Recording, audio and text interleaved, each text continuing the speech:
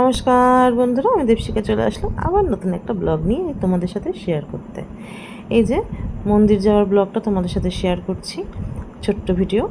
যাই হোক, মন্দিরে আসতে একটু দেরি হয়ে গেছিলো।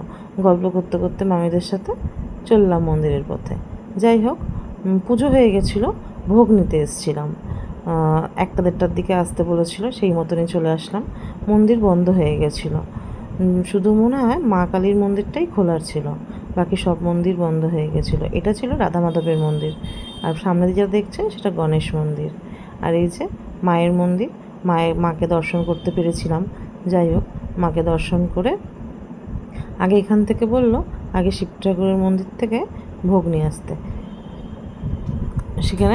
এখানে প্রণাম করে এই যে শিব মন্দিরে গেছিলাম ভোগ নিয়ে আসতে। ভোগ নেওয়ার জন্য এখানে ডাকছিলাম পুরোহিত মশাইকে। পুরোহিত মশাই পাশে শ্রীরামকৃষ্ণদেবের এখানে মন্দিরে গল্প করছিলেন। যাই হোক, এবার ভোগটা নেব। আমি প্রত্যেক বছরই সুভাষিসের জন্মদিনে মন্দিরে ভোগ দিই এবং 2টো মালসা দিই। প্রত্যেক বছরই নিয়ম মতন দেওয়া হয়, কিন্তু এইবারে দিনের দিন আর দেওয়া হয়নি। যাই হোক, মন্দিরে যেহেতু ভোগ হয়ে গেছিলো, মন্দিরটি বন্ধ করেছিল। আমি আস্তে করে একটু ভিডিও করলাম পর্দাটা সরিয়ে। যাই হোক, রুলস তো মানতেই হয় না। এবার চলে আসলাম রাধা মাধবের মন্দিরে ভোগ নিতে। এই যে এখান থেকে একটু ঠাকুরের ভিডিও করে নিলাম, আর প্রণামও করে নিলাম। এবার এই যে ভোগ নিলাম, ওখানে কিছু মানুষজন ছিলেন, একটু ভোগ দিলাম সবাইকে। ঠাকুরের ভোগ পেতে সবারই ভালো লাগে কম বেশি, আমার তো বেশ লাগে যে ঠাকুরের ভোগ যদি একটু পাওয়া যায়। তাই সেই ভিডিওটা অতটা শেয়ার করিনি, একবারই মনে হয় তুলেছিলাম, যেহেতু আমি একা ছিলাম, সম্ভব হয়ে উঠছিল না ভিডিও করা। যাই হোক, এবার চললাম আবার মামার বাড়িতে। মেয়ে আছে ওখানে, মেয়েকে তো নিতেই হবে না। ঠাকুরকে প্রণাম করে মন্দিরে আবার বেরিয়ে পড়লাম মামাবাড়ির পথে।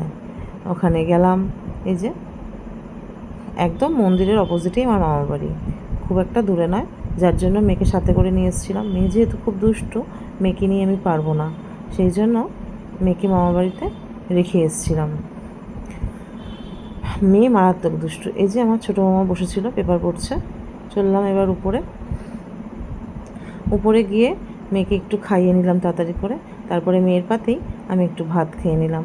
এই যে ছোটো মামি আমাকে সার্ভ করছে। ছোটো মামিকে আমরা মণিমা বলে ডাকি। মণিমা সার্ভ করছে, খেয়ে নিয়ে এবার যাওয়ার পথে। এই যে দুষ্টুমি করছে, একবার উপরে উঠছে, একবার নিচে নামছে, নামতেই আর চাইছে না। যেহেতু আমার মা ছিল ওখানে, সেই জন্য ওনার বাড়ি যাওয়ার ইচ্ছেটুকুই করছিল না, ধীরে ধীরে নামছিল। এই যে চললুম, যাওয়ার পথে একটু বেলা হয়ে গেছিলো, তাই একটু সবজি কিনে নিয়েছিলাম। বন্ধুরা, খুব সস্তায় পেয়েছিলাম, যাই কিনছিলাম 10 টাকা করে। যাই হোক, এই যে বাড়ি ফেরার পথে, বাড়িতে তার বাবা অপেক্ষা করছে তার জন্য। আর হাঁটতে পারছে না রে, ভ্যানে করে নিয়ে এসেছি, তাও উনি হাঁটতে পারছে না ওইটুকুনি। দেখুন কীভাবে হাঁটছে। বেল বাজিয়ে বাবাকে ডাকলো, খুব ক্লান্ত হয়ে গেছিলো। ভিডিওটি ভালো লাগলে লাইক, শেয়ার, কমেন্টস করো। রাধে রাধে।